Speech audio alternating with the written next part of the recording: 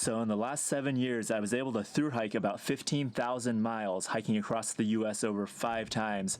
I rode a bicycle from Mexico to Canada. I had some crazy adventures fighting wildfires out west. I lived out of a backpack in Asia for 8 months last year, and we just got back from 2 months of hiking in New Zealand.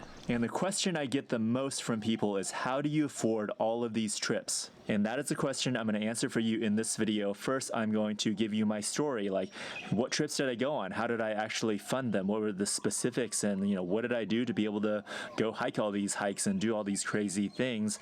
And then after that, I'm going to give you kind of my philosophy, because my specific strategy is not going to apply for most people, but the overall philosophy, the lifestyle, that is something you can take away if you are interested in having adventures, having freedom, being able to do what you want, to live where you want, travel a whole bunch. So I think that will be very helpful. So if you want to skip the story, skip on later into the video, and I'll talk more about the tips and strategies and specifics and philosophy of life that has allowed me to have a tremendous amount of freedom with really not that much money. But let me just reiterate, you don't need to be rich to do what I'm doing. You just have to be smart about your money. My first big solo adventure was in 2016. Prior to that, I had a few failed business ventures, and my goal was to make a bunch of money so that I could have freedom to travel. And 2016, I had a light bulb moment where I read about the Appalachian Trail, and I realized I could hike this trail and fulfill my dreams of travel and adventure without needing to be a millionaire and having a bunch of money. I was 29 at the time, and I set off on the Appalachian Trail using savings. I joined the Army while I was in college, and that allowed me to graduate with a master's degree debt-free. And then after graduating, I worked various different jobs, had my failed businesses, as I said, and I had about $10,000 saved when I set off to hike. And that hike was 2,200 miles from Georgia to Maine, took about 6.5 months. And I don't have exact numbers, but I spent around $2,000 on gear and then about $6,000 on expenses over the course of that trip. So in 2017, after the Appalachian Trail, I worked some accounting jobs, and then I actually managed to start making a little bit of money online. It was about $1,000 per month on this really random online study guide I kind of lucked into, where I've been trying all these different things, for years and years, just trying to make money, make, online income, make a business successful, and I found a little bit of success there. And the best job I held 2017 is accounting at a local company. The salary was $40,000 a year, and I managed to stay at that job for 3 months before I quit. And that's my pattern. I can do an office job for 3 months, and then I get super depressed and I just have to quit. And at the time, I was sharing an apartment with my girlfriend, and it was $650 per month for rent for this 2-bedroom apartment in Missouri, and I drove an old little Honda Civic. So then my next trip was 2018. Between the jobs I had worked and my online income, which had dropped down significantly, now is like $300 a month, I had about $12,000 saved, and this time I rode a bicycle from Mexico to Canada and then hiked the Canada or Continental Divide Trail from Canada back down to Mexico. Oh, fuck. Maybe a little overconfident. I was able to secure some gear sponsors on that trip. There was this thing called the Thru Hike Syndicate, and it was a bunch of brands together that was sponsoring people's hikes. So I submitted my trip idea and my Instagram and YouTube, where I documented my 2016 AT Thru Hike, and then got picked up on it. So all of my gear was paid for, my shoes were paid for, and I spent 3 months biking from Arizona up the West Coast, and then 3 months hiking on down the Continental Divide Trail. It was about $9,000 to include the bike, so that was not including any kind of gear. And then I had that little bit of online income from my study guide still, and I had some YouTube ad revenue, so it added up to about $2,000 I made in that 6 months while I was gone. And then after that 2018 trip, I tried working for the same climbing company again as an accountant again. It was just awful. I couldn't do it. I quit in 3 months again. I'm sure they hate me over there at that company. But then I got an email from Montana Conservation Corps looking for crew members for their Veterans Wildland Firefighting crew. And so I moved up to Montana and started doing that job. And that job was terrible pay. Paid like $150 per week. Day one, they told us to get on food stamps. So I was on food stamps up there in Montana. And when I moved up there, I had a couple thousand in my savings, because living so cheaply, rent, my half rent was like $325. Even not making a super high salary, I was able to put money away because of how cheaply I was living. But that was a fun job. It gave me some really useful skills like how to use a chainsaw and cut down trees. And we would work for 8 days on and then have 6 days off. So those 6 days I'd go visit different national parks, do long overnight backpacking trips, went to a lot of hot springs, had a lot of fun, really got to see some beautiful parts of Montana. So when my Montana job was ending, I bought a van, a little Nissan NV200. It's a tiny van. Google it if you want to see it. And I converted it out to live in. And I got this little thing because they got 25 miles to the gallon as opposed to most other bigger cargo vans, which got like 8 miles to the gallon because I wanted to save money. I wanted to save gas money. And the van cost me $9,000 and I put in a ceiling fan. I put in solar power, insulation, plywood floor, and a bed. The conversion took me about a week, and it cost me about $1,000 in supplies. And I sold my little Honda, $3,500. That helped me offset the van expense. And then I lived out of that van for the next 2 years. The Colorado job was in Durango, Colorado. It's super high cost of living there. No way I could have afforded rent in that place. And like literally our whole crew was homeless. They just lived out of their cars. One guy literally lived in a homeless camp there. But that winter, I spent a month living and volunteering at a meditation retreat in a center in California. So I had room and board cover for that whole time while I was there. So you can see I'm kind of moving into a phase in my life where I'm covering my expenses. I'm able to have adventures and trying to figure that out. I'm not just working normal jobs anymore and saving and then quitting and leaving. I'm trying to figure out how can I live a life that's more aligned with my values of freedom and travel and doing interesting things while still making a living. So in the next year, in 2020, I got a job on a hotshot crew that's wildland firefighting. This was a federal U.S. Forest Service crew, and you had a chance to earn a ton of overtime doing this kind of work. And it was crazy, grueling work. Most days you do like 16 to 20 hours a day. You're fighting fire. The only break you get is lunch, 30 minutes at lunch, and otherwise you're literally fighting the fire the whole time. Super hot out. You have a 50-pound pack on your back, and I made a documentary about it if you want to check that out. And that summer we worked 2,200 hours in 6 months. So if you work a normal 40-hour work week for an entire year for 52 weeks, that comes out to 2,080 hours. So in a 6 months period, we worked more than most people do in a 40-hour work week in a whole year. So there was over 1,000 hours of overtime there. Ended up making about $47,000 from that job, but it's really not great pay considering we worked like 14 to 16 days on and then got 2 days off and then went right back at it. Essentially, you're getting deployed to fires as if you're in the military, encountering life-threatening situations constantly and getting paid about $15 an hour, and then you get overtime. Then that winter, I identified an e-commerce opportunity and I went really hard at it. I maxed out all of my credit cards. I opened up as many credit cards as I could possibly get. I spent like every penny I made that summer buying inventory and I sold it all online. I was working like 12-hour days, 7 days a week, and the opportunity lasted for about 6 months, and I was pretty glad when it went away because I was completely burned out. I was just working so hard trying to take advantage of this opportunity because I knew it wasn't going to last. And in that time, I made more money than I ever had in my life, and it was enough that if I lived frugally, I could travel for like 5 years without making any income. So then the rest of that summer of 2021, I hiked another 2,100 miles, and then I ran a 106-mile ultra just 2 days after finishing that 2,100-mile hike, and I won that race. And then a week after that 100-miler, I ran rim to rim to rim in the Grand Canyon. That was my second time doing that. And since I had so much success with the hikes that year and the ultras, I decided to try something crazy next year in 22. That was to hike a calendar year Triple Crown, and that is what I did. And for that year, I secured sponsorships, and I was able to get enough money to cover the cost of the hike in addition to getting all of my gear sponsored. So that year of hiking, I got it paid for. And in total, that was 7,400 miles over 290 days. Had to fly across the country multiple times.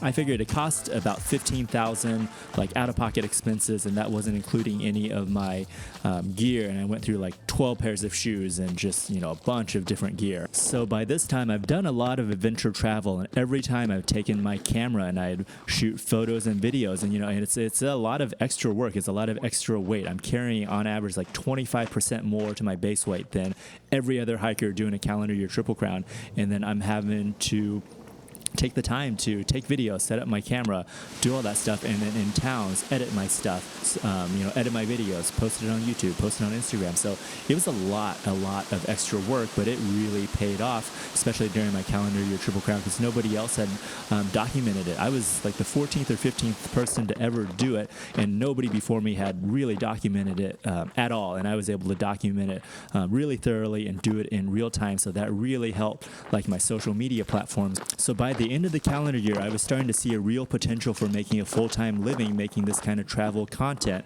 And after that, I spent a couple of months being totally exhausted, totally depressed, just trying to get my body to recover from that immense strain. And then we went on to travel through Southeast Asia. Truck drivers are eating here, so you know it's going to be good.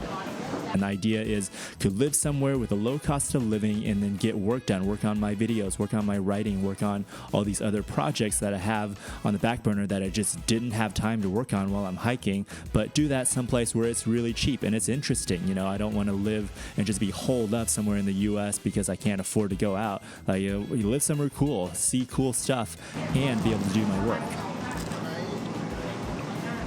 That's the best spring roll I've ever had in my life. Oh my God.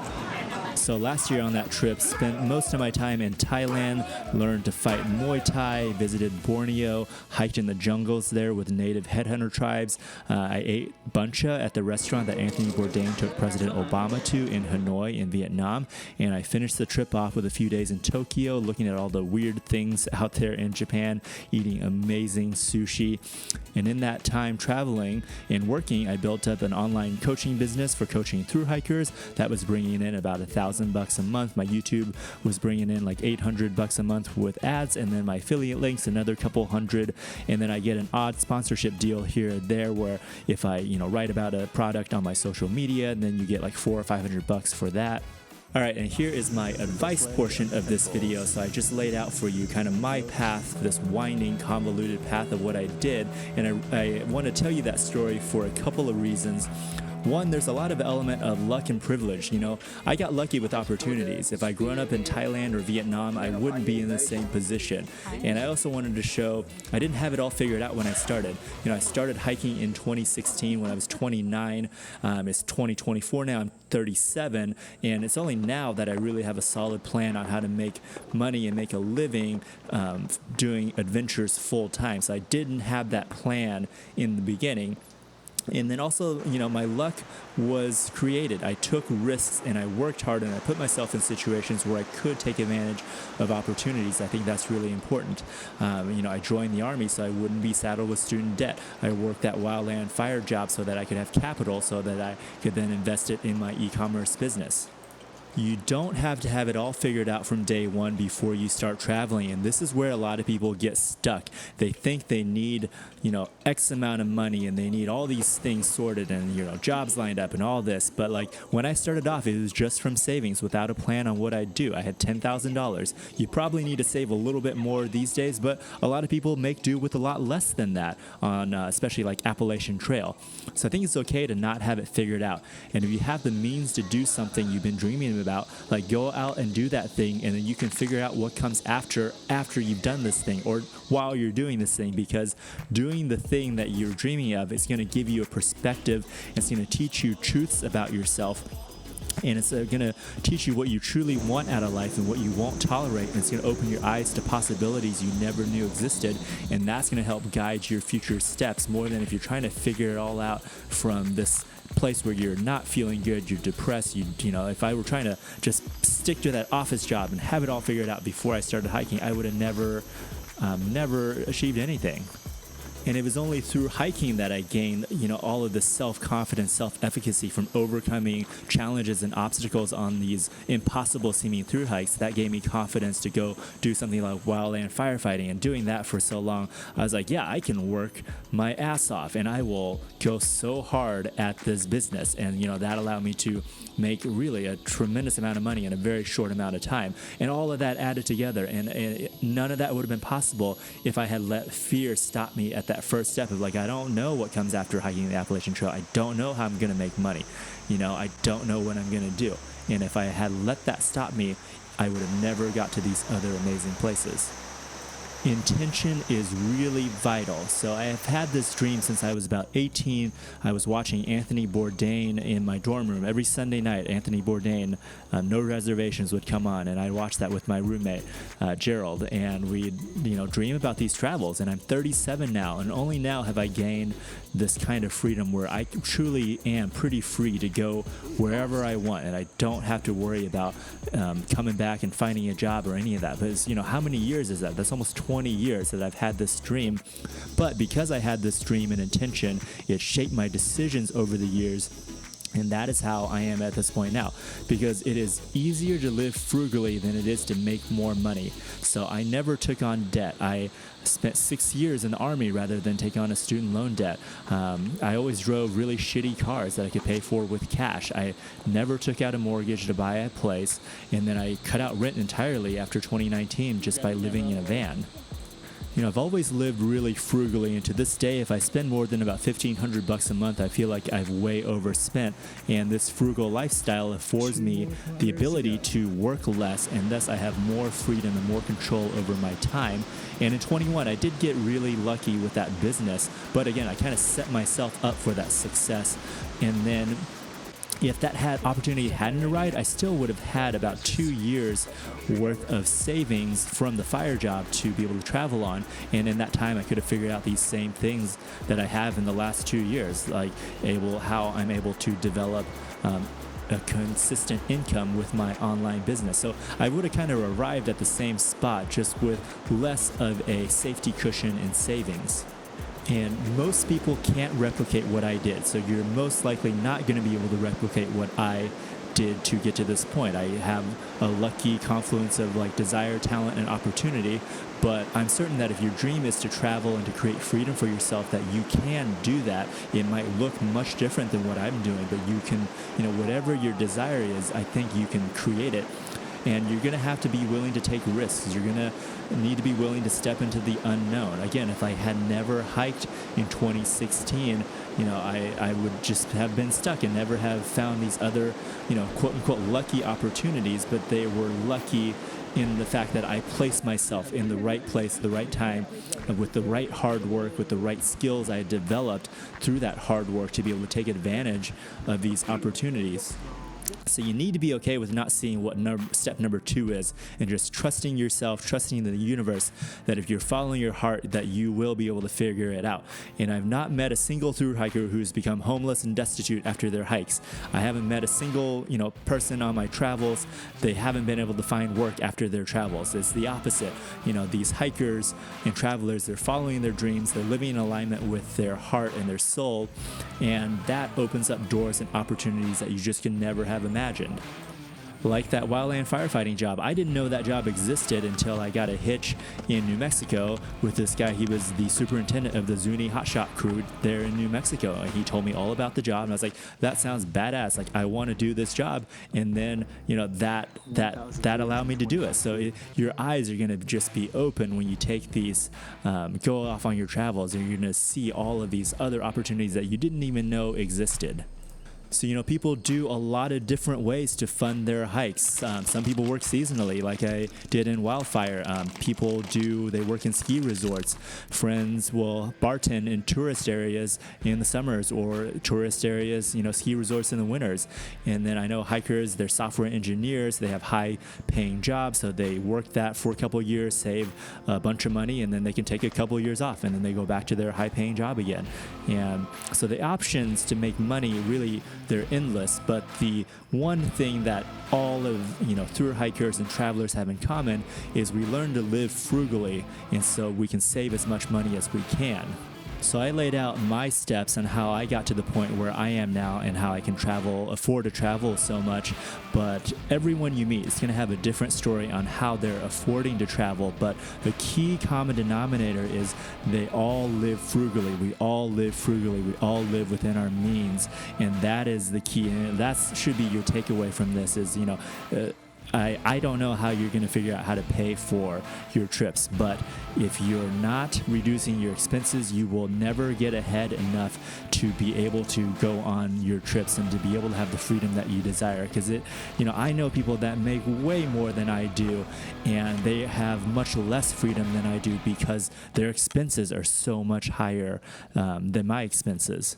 And it's also about what you're willing to give up, what you're willing to sacrifice. I sacrifice a lot of comfort, a lot of stability, a lot of normal things that people, take for granted, and that gives me freedom. So you have to choose. You have to choose what is your highest priority and then be able to willing to make the sacrifices to get there. Like, I've had some really shitty nights sleeping in my van in a Walmart parking lot listening to homeless people yell at each other, and I have my gun right next to me because I'm afraid somebody's going to break into my van there. Like, some of that stuff is not fun, and it's a real sacrifice, but ultimately that was worth it because that meant I was getting closer to my goal of ultimate freedom. You have to get creative, and you really have to work hard. I do get kind of offended when people tell me, oh, you're so lucky. Like, no, I have this lifestyle now through all of these deliberate decisions, deliberate sacrifices, and hard work throughout the years to be able to get where I am at now. And if travel and freedom and having these kind of adventures is your priority, you just have to take those first steps and you will figure it out. And if it's not your priority, that's okay too. And this world would not run if everyone was doing what I was doing. People need to do the normal lives. And if that's you and you just enjoy watching things on YouTube, like, that's okay. Make peace with that. Not everybody has to be out doing these crazy adventures. And I would argue, in fact, most people shouldn't, and most people don't enjoy these kind of things, and people get out on trail and they realize, I actually don't like this kind of life. I miss my family. I don't like being miserable in the woods all the time. This adventure fades really quickly and I want to go home, and that is totally okay. Right? Don't let other people's lives, don't let the stuff I'm posting on YouTube and Instagram influence you into thinking that you're not living your best life, because our best lives all look different. So this is what I've identified as how I want my life to live, or how I want my life to look, and yours might look very different, and that is okay. And that is also very important, to just be okay with the life that you are living, that you choose to live. So that's all I've got to say on the subject. I'm sure I forgot things, so feel free to ask in the comments. And then, I would really appreciate feedback on this video, because this is something kind of new and different. And I would be curious to know if this is useful and helpful, and if you liked it. So let me know in the comments. Thank you.